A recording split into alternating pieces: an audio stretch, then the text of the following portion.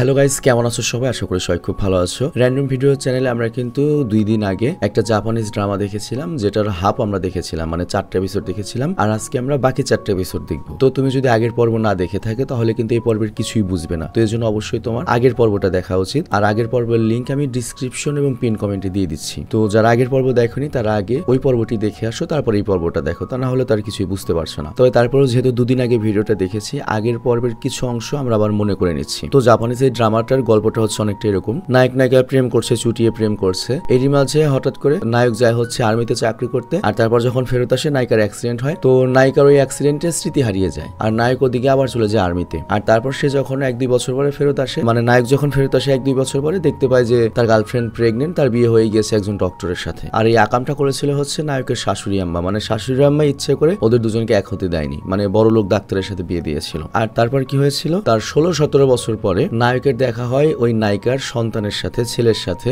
যে এখন বড় হয়ে গিয়েছে। এবং তারপরে ছেলে যখন তার মাকে নিয়ে আসে, দেখা যায় যে ওইটাই তোর নায়িকা ছিল, প্রথম গার্লফ্রেন্ড ছিল। কিন্তু নায়িকার এখনো ফুল স্মৃতি আসেনি, নায়ককে চিনতে পারে না, এটা আমরা দেখেছিলাম। তো এবার চলো আমরা তারপরের কাহিনীতে যাবো। তবে তার আগে একটা ব্রেক রয়েছে, ব্রেকটা স্কিপ করে তুমি মূল ভিডিওতে চলে যাও ডিসক্রিপশনে, সেখান থেকে ক্লিক করে মূল ভিডিওতে যাও। হ্যালো গাইস, তোমরা কি বোরিং ফিল করছো? কিছু ফান দরকার? সো আমরা আজকে এমন একটা অ্যাপ সম্পর্কে জানতে চলেছি, যেটা মোস্ট ট্রাস্টেড বুক মেকার, এবং এখানে অনেক ফান রয়েছে, এর সাথে অনেক প্রাইজ জেতারও সুযোগ রয়েছে। এবং এখানে তুমি যে কোনো ম্যাচের লাইভ রেজাল্ট দেখতে পারবে, এবং ম্যাচ লাইভ দেখতে পারবে, এবং এর সাথে তুমি স্কোরও প্রেডিক্ট করতে পারবে। ফর এক্সাম্পল, কোন টিম জিতবে, কত রান করবে, কি স্কোর করবে। আর এখানে চান্স রয়েছে BMW কার জেতার, আইফোন, ল্যাপটপ, এছাড়া অনেক প্রাইজ রয়েছে। আর হ্যাঁ, PSG এবং সেরিয়ার কিন্তু স্পন্সর করেছে এই কোম্পানি, তো এখানে কোনো সন্দেহের কিছু নেই। আর তাছাড়া এখানে নতুন কিছু গেম এসেছে, যেমন ক্র্যাশ এবং নিউ চিকেন রোড গেম, যেখানে ইজিলি গেম খেলে জেতা পসিবল। আর এখানে রেজিস্ট্রেশনের জন্য আমাদের যে প্রোমো কোডটা রয়েছে, যেটা স্ক্রিনে দেখানো হয়েছে, এটা ইউজ করলে 12,000 টাকা পর্যন্ত তুমি ফি পেতে পারো। এর সাথে ফ্রি স্পিনে পাবে তুমি তোমার ফার্স্ট ডিপোজিটে, এবং তুমি ইজিলি এখান থেকে উইথড্র করতে পারবে পেটিএম, ব্যাংক, বিকাশ, ক্যাশ, রকেট এবং আদার ইজি মেথডে। তো আর দেরি না করে আমাদের যে পিন কমেন্ট রয়েছে সেখান থেকে তুমি যেতে পারো রেজিস্ট্রেশন করতে, এবং যে প্রোমো কোডটা দেওয়া রয়েছে সেটা ইউজ করে বোনাস জিততে পারো। তো এরপর গল্পটা শুরু হয় বর্তমান সময় থেকে, 2022 সাল থেকে, নায়ক নায়িকার ছাড়াছাড়ির পরে। তো এখানে আমরা দেখি আমাদের নায়িকা যে শিয়া, তার ছেলেকে যে ইউটা নামের একটা মেয়েকে পছন্দ করতো। গত পর্বে দেখেছো, মানে টিকটকার পছন্দ করতো, নিশ্চয়ই মনে আছে। তো নায়িকার ছেলে ইউটাকে ফ্রেন্ড রিকোয়েস্ট পাঠিয়েছিল, আর আজকে ইউটা তার ফ্রেন্ড রিকোয়েস্ট অ্যাকসেপ্ট করে নিয়েছে ফেসবুকে। তো এই কারণে সে প্রচন্ড এক্সাইটমেন্টে ক্লাসরুমের মধ্যেই দাঁড়িয়ে পড়ে। তো টিচার জিজ্ঞাসা করে কি হয়েছে, তখন সে কিছু বলতে না পারে আবার বসে পড়ে। আর এরপর সে ইউটার সাথে সন্ধ্যায় দেখা করতে যায়, সেখানে তার অনেক গল্প করে। আর তারপর সোজা চলে আসে হচ্ছে নামির কাছে, মানে ও জানেও না যে এটা ওর বাপ হতে পারতো, কিন্তু দুর্ভাগ্যবশত এখন বন্ধু হয়ে গিয়েছে। তো যাই হোক, ও জানায় যে ইউটা আমার ফ্রেন্ড রিকোয়েস্ট অ্যাকসেপ্ট করে নিয়েছে, আর সে কাল সন্ধ্যায় আমার সাথে অনেক গল্পও করেছে। তো নামি তখন জানায়, ঠিক আছে, তুমি তাহলে ওর সাথে অনেক ফ্রেন্ডলি ভাবে কথাবার্তা বলো, সবসময় খুশি রাখার চেষ্টা করো, কিন্তু আগেই কিন্তু অফার দিও না, ওই তোমাকে অফার দিবে বা ওইরকম পরিবেশ করে তারপর তুমি অফার দিবে। তো যাই হোক, আজকে কথায় কথায় নামি আমাদের নায়িকার ছেলের কাছ থেকে জানতে পারে যে ওর মায়ের ডিভোর্স হয়ে গিয়েছে, এবং ওর মা এখন একা থাকে। আর এটা শুনে আমি বুঝতে পারে যে সেই দিন শিয়াকে যে ও ট্যাক্সি চালাতে দেখেছিল এই মধ্য বয়সে, মানে নায়িকাকে দেখে ইয়াং মনে হলেও এখন তার ইয়াং নেই, বয়স তো হয়ে গিয়েছে, বাচ্চা যেহেতু এত বড় হয়ে গিয়েছে। তো সে মূলত অনেক কষ্টে আছে, এবং নিজের সংসার বা সন্তান চালানোর জন্য তাকে ট্যাক্সি চালাতে হয়। আমাদের নায়িকা শিয়া আগের মতো ভালো অবস্থায় নেই। আর এখানে একটা কথা বলি, গত পর্বে আমরা যে নায়ক নায়িকা দেখেছিলাম, মানে ইয়াং বয়সে, সেই নায়ক নায়িকা কিন্তু চেঞ্জ হয়ে গিয়েছে। মানে ইয়াং হিসেবে যে অভিনেতা অভিনেত্রীরা ছিল, এই বয়স্ক হিসেবে অন্য অভিনেতা অভিনেত্রীরা আর কি অভিনয় করছে। তো যাই হোক, নামি এই কথা জানার পর অনেক কষ্ট পায়, কারণ সে শিয়াকে ভালোবেসেছিল এক সময়। সে হয়তো শিয়াকে কখনো নিজের করে পায়নি, কিন্তু শিয়ার তো কোনো দোষ ছিল না। তো এই জন্য শিয়ার ছেলে এখান থেকে চলে যাওয়ার পরে নামি করে কি ছুটে শিয়ার ট্যাক্সি অফিসে যায়, এবং সেখানে গিয়ে শিয়াকে দেখতে পায় যে শিয়া অনেক ক্লান্ত হয়ে শুয়ে রয়েছে। তো এরপর সে রুমের ভেতরে ঢুকে এবং শিয়াকে একদম কাছ থেকে দেখে, যেন সে তার হারানো কোনো মূল্যবান জিনিস অনেক বছর পরে আবার খুঁজে পেয়েছে। তবে সে শিয়াকে ঘুম থেকে জাগায় না, এবং ঘুমন্ত অবস্থায় শিয়াকে অনেকক্ষণ দেখে, 1 ঘন্টা পার হয়ে যায়, তারপরও সে শিয়াকে জাগায় না। মানে এত বছর পরে শিয়াকে পেয়েছে, সে অনেক খুশি। তো ঘন্টা দেড়েক পরে শিয়ার ঘুম ভাঙে, আর ঘুম ভেঙে নামিকে চোখের সামনে দেখে শিয়া অবাক হয়ে যায়। তো আমরা একটা বিষয় কিন্তু জানি যে শিয়ার অ্যাক্সিডেন্ট হয়েছিল, যে কারণে নামির সাথে তার সকল স্মৃতি ভুলে গিয়েছিল। তবে এখনো কিন্তু তার পুরোপুরি স্মৃতি ভালো মতো মনে পড়েনি। তার শুধুমাত্র এইটুকু মনে আছে, তারা একই কলেজে পড়তো, হয়তো কলেজ ফ্রেন্ড ছিল, কিন্তু তাদের মধ্যে যে প্রেমের সম্পর্ক ছিল এটা মনে নেই আর কি। মানে ওই যে বললাম না, নির্দিষ্ট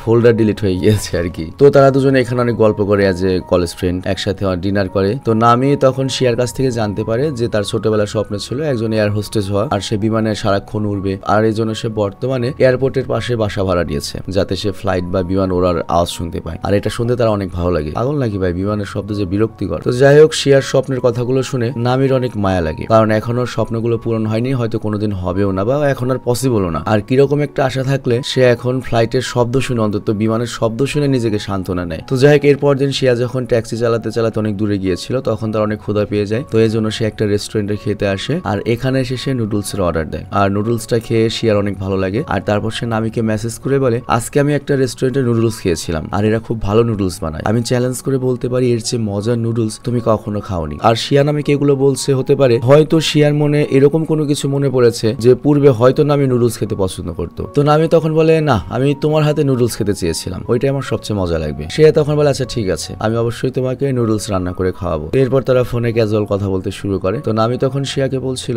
আমি তোমাকে নিয়ে ঘুরতে যেতে চাই, তোমার সাথে টাইটানিক সিনেমা দেখতে চাই, এবং তোমাকে আমার বোনের সাথে দেখা করাতে চাই। আমার বোন কথা বলতে পারে না, কিন্তু তোমাকে দেখলে অনেক খুশি হবে। মানে তোমাদের গত পর্ব যদি দেখে থাকো তাহলে অবশ্যই মনে পড়বে এই ঘটনাগুলো কিন্তু ঘটেছে। তো এখানে নামি অনেক কথাই শিয়াকে মনে করিয়ে দিতে চাচ্ছিল, কিন্তু উল্টো হয় কি, মনে তো পড়ে না, কিন্তু বন্ধুত্ব হয়ে যায়। এবং ওই সময় কথা বলতে বলতে তারা একে অপরের সামনেও পড়ে যায়। তো আমরা তো জানি ফোনে যদি কথা বলা যায়, সামনাসামনি পড়লে তো একটু লজ্জা লাগে, তো দুজনেই লজ্জা পায়। তবে তারপরেও একে অপরের চেয়ে আলাদা হয় না। আর আজকে শিয়াকে ভূতি ধরে ট্যাক্সিও চালাতে যাবে না, আর নামিও তার ডিউটিতে যায় না। তবে এখানে লক্ষ্য, নামি কিন্তু এয়ারফোর্সের মনে করো যে রিটায়ার্ড অফিসার, যথেষ্ট টাকা পয়সা ইনকাম করে এসেছে, কিন্তু এখন কিছু করতে হবে, তার জন্য সিকিউরিটি গার্ডের জব করে। কিন্তু ও কিন্তু ফাইটার প্লেন চালাতো, তোমরা নিশ্চয়ই দেখেছো। আর ওই সব দেশের একটা বেসরকারি কোম্পানির সিকিউরিটি হেডও কিন্তু কম বড় ব্যাপার না। আর সব দেশেরই রিটায়ারমেন্ট যে সামরিক অফিসাররা থাকে বা কর্মকর্তারা থাকে, তারা সাধারণত এই সব সেক্টরেই যায়। তো যাই হোক, দুজন একে অপরের সাথে কথা বলে কিভাবে সময় কেটে যায় তারা নিজেরাও বুঝতে পারে না। মানে দুজনেই তো মধ্যবয়স্ক, যদি ওদের চেহারা দেখে বোঝা যাচ্ছে না, কারণ ওরা জাপানিজ, বুঝতে হবে ভাই। এবং প্রথমত হচ্ছে জেনেটিক্যালি জাপানিজ, কোরিয়ান, চাইনিজরা সহজে বুড়া হয় না, তার উপর ওদের খাদ্যাভ্যাস ভালো। তো যাই হোক, এখানে আমরা দেখি ওরা বাচ্চাদের মতো করে, কারো কোনো কিছু খেয়াল নেই। তো হঠাৎ নামি শিয়াকে জিজ্ঞাসা করে, তোমার ডিভোর্স কেন হয়েছিল? তো শিয়ার এই কথাটা শুনে অনেক মন খারাপ হয়ে যায়, আর এখান থেকে গল্প চলে যায় অতীতে। আমরা দেখতে পাই শিয়ার সাথে ওই ডক্টর ছেলেটির বিয়ে হয়েছিল, তার কিছু বছর পর তার একটা ছেলে হয়েছিল, আর ওই ছেলেটাই হচ্ছে আজকে সুজুকি, যার মাধ্যমে আর কি নামি শিয়া পর্যন্ত আসতে পারলো। তো ছোট ছেলেটিকে নিয়ে বেশ সুখেই কাটছিল শিয়ার দিনকাল, কিন্তু এত ধন সম্পদের মাঝেও শিয়া তার স্বামীর পরিপূর্ণ ভালোবাসা পায়নি। সে খালি ব্যস্তই থাকে, সারাদিন বাইরেই থাকে। কিন্তু স্বামীরা তো ব্যস্তই থাকবে, এটাও স্বাভাবিক। কিন্তু আরেকটা বড় সমস্যা হচ্ছে, শিয়ার শাশুড়ি মোটেও শিয়াকে পছন্দ করতো না। শিয়াকে যা ইচ্ছে তাই বলে অপমান করতো, ওর ফ্যামিলি নিয়ে অপমান করতো, মাকে নিয়ে অপমান করতো। অ্যাকচুয়ালি তিনি চাননি যে শিয়ার সাথে তার ছেলের বিয়ে হোক, তিনি চেয়েছিলেন আরো কোনো বড় লোকের মেয়ে, আরো সম্ভ্রান্ত ফ্যামিলিতে তার ছেলে বিয়ে করুক। আর এর জন্য তিনি আগে থেকে শিয়াকে পছন্দ করেন না, এবং যারা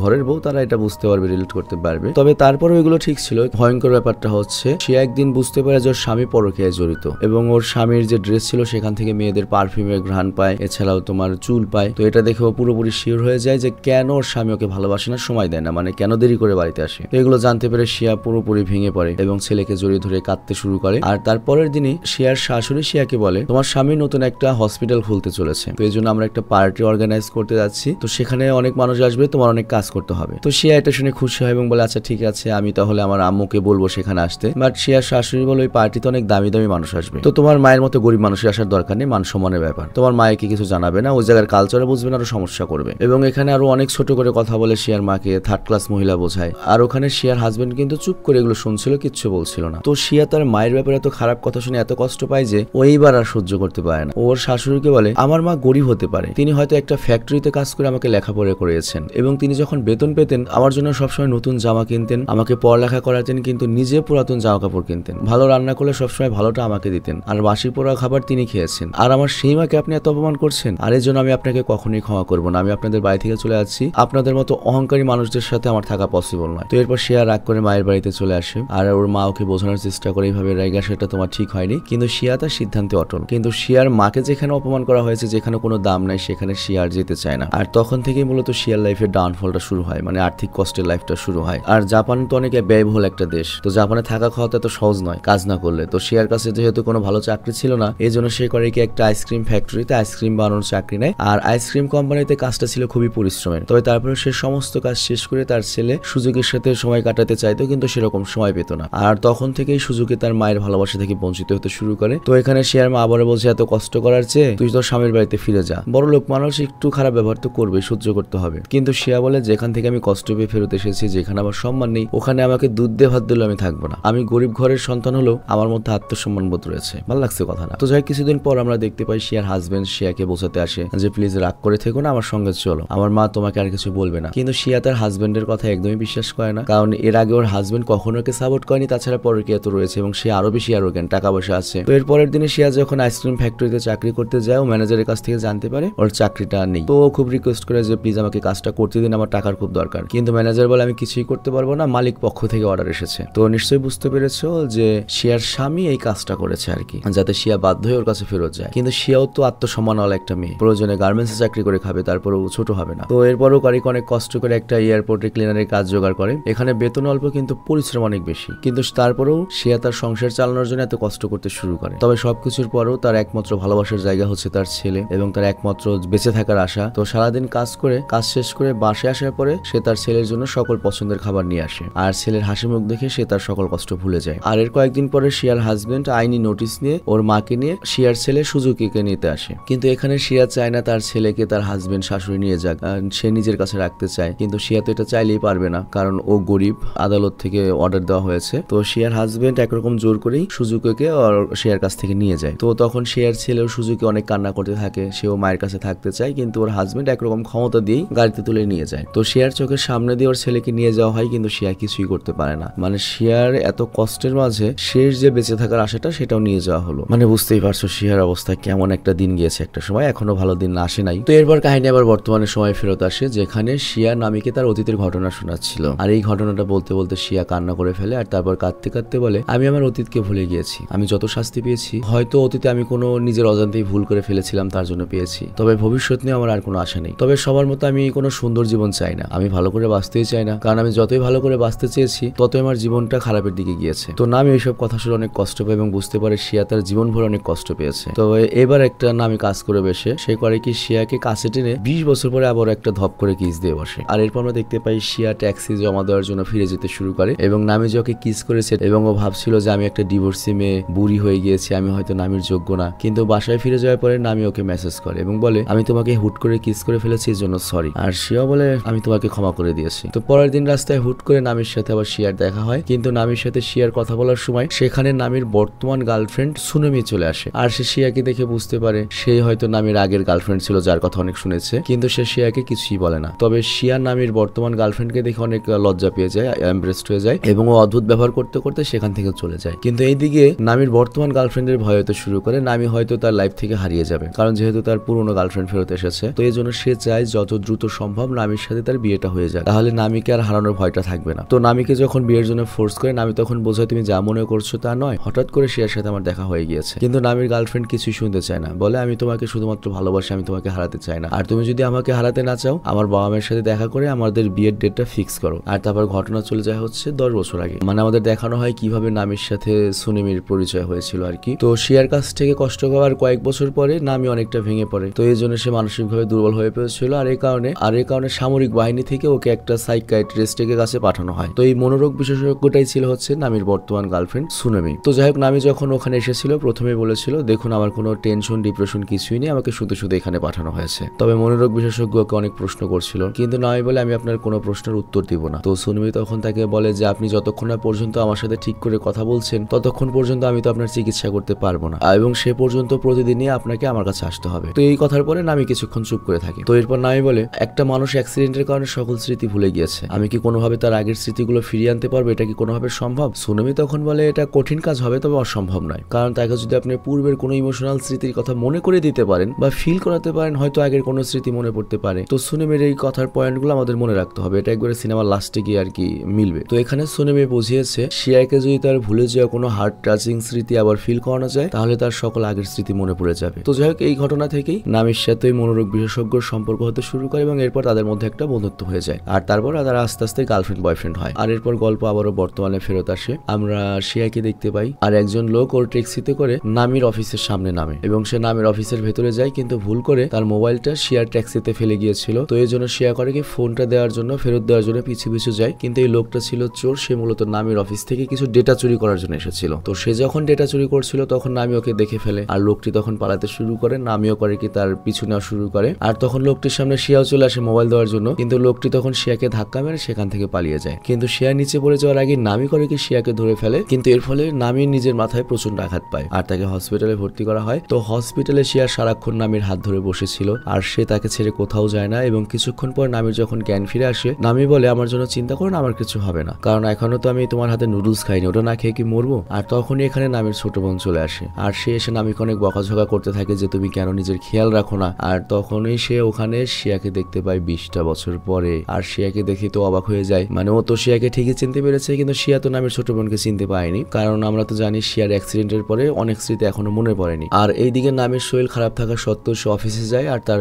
কলিগরা তাকে বলে আপনি যখন ব্যথা পেয়েছিলেন তখন আপনার সাথে ওই মেয়েটি অনেক কেঁদেছিল, ওইটাই কি আপনার ফার্স্ট লাভ ছিল? নামি বলে হ্যাঁ। আর তারপর নামি যখন অফিস থেকে বের হয় তখন সে দেখতে পায় শিয়া তার অফিসের সামনে দাঁড়িয়ে রয়েছে। তো শিয়া বলে আজ থেকে আমি তোমার পার্সোনাল ড্রাইভার হিসেবে থাকবো, তুমি যেখানে যেতে চাও আমি তোমাকে সেখানে ট্যাক্সিতে করে নিয়ে যাবো, আর তোমাকে চিন্তা করতে হবে না, তুমি সুস্থ না হওয়া পর্যন্ত সব দায়িত্ব আমার। তো নামি বলে এসবের আবার কি প্রয়োজন ছিল, আমি তো ঠিক আছি। কিন্তু শিয়া বলে আমি আমার ট্যাক্সি কোম্পানির সবচেয়ে বেস্ট ড্রাইভার, তোমার কি আমার উপরে কোনো ভরসা নেই? আর তাছাড়া তুমি আমাকে বাঁচাতে গিয়ে নিজের মাথা অনেক ব্যথা পেয়েছো, তো এই জন্য তুমি ঠিক না হওয়া পর্যন্ত অন্তত তোমাকে খেয়াল রাখার সুযোগটা আমাকে দাও। তো নামি তখন শিয়ার কথা মেনে নেয়। তো যাই হোক, আজকে নামির তার গার্লফ্রেন্ডের সাথে দেখা করতে যাওয়ার কথা ছিল, আর তাই নামি শিয়ার গাড়ি দিয়ে সেখানে যাচ্ছিল। তো এরপর নামি যখন তার গার্লফ্রেন্ডের সাথে দেখা করে, এটা দেখে শিয়ার অনেক খারাপ লাগে, কারণ সেও নামির প্রতি অনেকটা দুর্বল হয়ে পড়েছে। আর এই কারণে নামিকে অন্য কারোর সাথে দেখে তার ভালো লাগছে না, তার মনটা খারাপ হয়ে যায়। আর তারপর রাতে সে যখন নামিকে বাসায় পৌঁছে দিচ্ছিল তখন সে নামিকে জিজ্ঞাসা করে তুমি তো অসুস্থ, তবে তারপরে তুমি কি কালকে আমার সাথে একটা জায়গায় বেড়াতে যাবে? ওখানে গেলে তোমার অনেক ফ্রেশ লাগবে। না, আমি ওর কথায় রাজি হয়ে যায়। আর পরের দিন আমরা দেখতে পাই শিয়া নামিকে একটা সুন্দর জায়গায় বেড়াতে নিয়ে যায়, আর সেখানে শিয়া নামিকে জিজ্ঞাসা করে তোমার কলেজের লাইফটা কেমন ছিল? তো নামি এখানে শিয়াকে বলে কলেজ লাইফে আমি একটা মেয়েকে অনেক ভালোবাসতাম, পছন্দ করতাম, শুধু আমি না, কলেজের অনেকেই তাকে পছন্দ করতো। তো শিয়া জিজ্ঞাসা করে তুমি ওই মেয়েটিকে তোমার পছন্দের কথা কি জানিয়েছিলে? নামি বলে হ্যাঁ জানিয়েছিলাম, আমাদের সম্পর্কও হয়েছিল, কিন্তু একটা সময় সে আমাকে ছেড়ে অনেক দূরে চলে গিয়েছিল। আর এখানে এই সিনটা শেষ হয়ে যায়, এবং এই সিনেরও আবার কাহিনী রয়েছে পরে। আর তারপরের সিনে দেখা যায় নামি তার বাড়িতে চলে এসেছে, আর তার গার্লফ্রেন্ডও এসেছে। তো তার গার্লফ্রেন্ড নামিকে দেখে বলে তুমি মনে করো তুমি 1 ঘন্টা পরে মারা যাবে, তাহলে তুমি জীবনের শেষে 1 ঘন্টা কার সাথে কাটাতে চাইবে? তো নামি অনেকক্ষণ চুপ করে থাকে এবং তারপর বলে সরি সুনেমি, সেই মানুষটা তুমি নাও। চিন্তা করো ভাই, 10টা বছর যে তোকে দুঃসময় সাপোর্ট দিল, পুরান গার্লফ্রেন্ড পেয়ে, তাও ডিভোর্সি বাচ্চা কাচ্চা হয়ে গেছে পেয়ে ভুলে গেলি। তবে এই তো যথারীতি এই কথা শুনে ওর বর্তমান গার্লফ্রেন্ড সুনেমির অনেক কষ্ট হয়, এবং নামিকে বলে আচ্ছা ঠিক আছে, তুমি যাকে ভালোবাসো তার কাছেই যাও, জোর করে তো আর কাউকে ধরে রাখা যায় না, আমি যেহেতু তোমাকে ভালোবাসি আমি চাই তুমি সবসময় ভালো থাকো। কিন্তু নামি চলে যাওয়ার পরে সুনেমি অনেক কান্নাকাটি করে। আর এদিকে বাইরে আমরা নামিকে দেখি, তার অনেক খারাপ লাগছিল, কারণ সে বিনা কারণে সুনেমির মনটা ভেঙে দিয়েছে, আর এই কারণে তার নিজেকে অনেক দোষী মনে হচ্ছিল। কিন্তু কিছুক্ষণ পরেই নামির ফোনে মেসেজ আসে শিয়ার, আর শিয়া তার সাথে লাঞ্চ করার জন্য একটা রেস্টুরেন্টে ডেকেছে। আর এইদিকে শিয়াকে দেখা যায় সে একটা রেস্টুরেন্টে একা বসে রয়েছে, নামির জন্য অপেক্ষা করছে। তো নামি এখানে চলে আসে এবং বাইরে থেকে খুব মনোযোগ দিয়ে শিয়াকে দেখতে থাকে। আর কিছুক্ষণ পরেই ওখানে দাঁড়িয়ে থেকে সে শিয়াকে কল করে এবং বলে আজকে আমি তোমার সাথে দেখা করতে আসতে পারবো না। শিয়া বলে এটা কোনো ব্যাপার নয়, কালকে দুপুরে আমরা একসাথে লাঞ্চ করবো। কিন্তু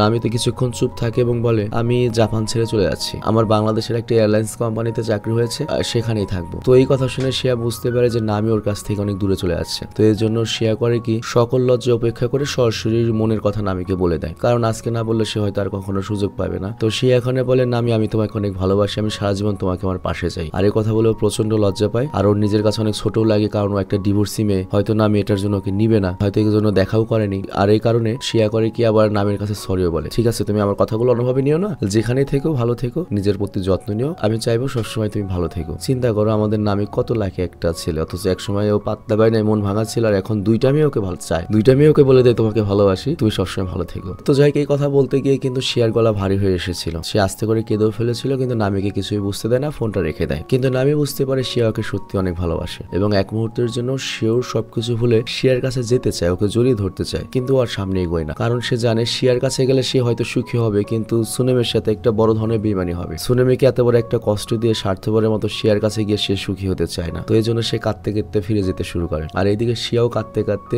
নামির পছন্দের নুডলস খায়, এবং তুমি অ্যাকচুয়াল সিনেমা বা অ্যাকচুয়াল ড্রামাটা দেখলে বুঝতে পারবে যে জায়গাটা খুব ইমোশনাল। তো যাই হোক, এরপর নামি বাংলাদেশে যাওয়ার জন্য প্রস্তুতি নিচ্ছিল, তবে সে চলে যাওয়ার আগে সুজুকের সঙ্গে মানে শিয়ার ছেলের সঙ্গে দেখা করে, এবং নামি করে কি তার পছন্দের টেপ রেকর্ডারটা ওকে দিয়ে যায়। তো এরপর সুজুকে করে কি মায়ের কাছে গিয়ে বলে মিস্টার নামি তার গার্লফ্রেন্ডকে ছেড়ে বাংলাদেশ চলে গিয়েছে, আর আমাকে এই টেপ রেকর্ডারটা দিয়ে গিয়েছে, চলো একসাথে শুনি। তো এরপর শিয়া এরপর 2 মা বেটা একসাথে টেপ রেকর্ডারটা শুনে, এবং যে গানটা বাজতে শুরু করে সেটা হচ্ছে ওরা যখন হাই স্কুলে পড়তো, যে সময়টা ওদের প্রেম ছিল, ওই সময় ওরা দুজনে যে গানটা রেগুলার শুনতো সেই গানটা। তো এই গানটা শোনার পরই শিয়ার সবকিছু মনে পড়তে শুরু করে, সেই 20 বছর আগে নামির সাথে কলেজে কাটানোর প্রতিটা মুহূর্ত, প্রতিটা কিস, প্রতিটা ঘোরার জায়গা, এবং মনে পড়ে কিভাবে বরফের মধ্যে নামি ওকে প্রপোজ করেছিল যে তুমি কি আমার সাথে ডিনারে যাবে, তারপর আর্মি ট্রেনিং এ চলে গিয়েছিল, তারপর ও অ্যাক্সিডেন্ট করেছিল, নামিকে হারিয়ে ফেলেছিল, নামি ছিল ওর প্রথম ভালোবাসা, প্রথম প্রেম। এটা বুঝতে পারে সেই দিন ওরা দুজন যে বেড়াতে গিয়েছিল, নামি যে বলেছিল কলেজে একটা মেয়েকে আমি পছন্দ করতাম, সে আমাকে ছেড়ে চলে গিয়েছিল, ওই মেয়েটাও নিজেই ছিল। তো এখানে আমাদের আরেকটা কথা মনে পড়ে, মনোরোগ বিশেষজ্ঞ সুনেমি কিন্তু বলেছিল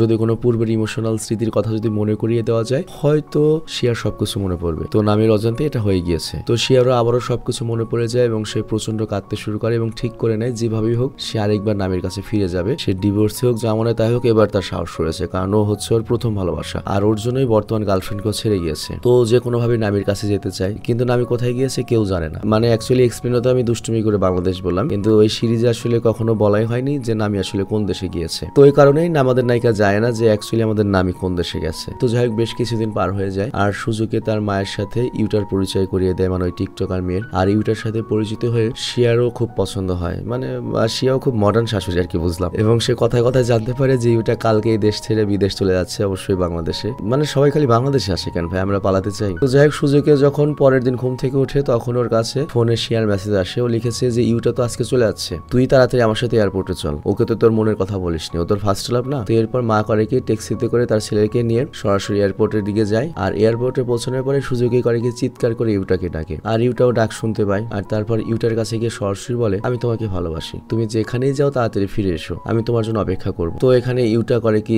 সুজুকির প্রপোজাল একসেপ্ট করে নেয় এবং ইউটা বলে আমার ফিরতে বেশ দেরি হবে, তুমি কি ততদিন আমার জন্য অপেক্ষা করতে পারবে নাকি আবার অন্যান্য মেয়েদের সাথে ফ্লার্টিং করবে? সুজুকি বলে কেন পারবো না, আমি অবশ্যই তোমার জন্য অপেক্ষা করব। তো এরপর ইউটা সুজুকের কাছ থেকে বিদায় নেয় আর তারপর সুজুকি তার মায়ের কাছে গিয়ে বলে ইউটা আমার প্রপোজাল একসেপ্ট করেছে, আমি আমার প্রথম ভালোবাসাকে পেয়ে গিয়েছি। তো এই কথা শুনে সে অনেক খুশি হয় যে তার ছেলে প্রথম ভালোবাসাকে পেয়ে গিয়েছে। তবে তার মনটা একটু খারাপ হয়ে যায়, কারণ সে তো তার প্রথম ভালোবাসাকে পায়নি। তো এরপর কি হয়, শিয়া যতই কাজের মধ্যে থাকুক না কেন সবসময় নামিকে মিস করতে থাকে, নামির সঙ্গে কাটানোর সময়গুলো বারবার মনে করতে থাকে। আর সে নামির জন্য অনেক মেসেজও লিখে যে নামি তুমি আমাকে ছেড়ে কোথায় চলে গিয়েছো, আমি তোমাকে অনেক মিস করি, তুমি আমাকে কষ্ট দিয়ে কিভাবে দূরে সরে রয়েছো। কিন্তু এই মেসেজগুলো পাঠিয়ে তো লাভ নেই, নামির ফোন তো অবশ্যই বন্ধ, এই দেশের ফোন। কিন্তু এই ফোনেও মেসেজ পাঠায় না, মেসেজগুলো আবার কেটে ডিলিট করে ফেলে, মানে লজ্জায়। তো এইভাবেই দিন কাটতে থাকে এবং 3 বছর পার হয়ে যায়। আর আজকে ইউটা বিদেশ থেকে ফেরত এসেছে এবং সুজুকি 3 বছর ইউটার জন্য অপেক্ষা করেছিল। তো অনেকদিন পরে সুজুকি ইউটাকে দেখতে পেলো, এক অন্যকে জড়িয়ে ধরে। তো এখানে ইউটা যে বাংলাদেশে এসেছিল সেখানে সে অনেক সেলফি তুলেছে আর একটা সেলফি সে যখন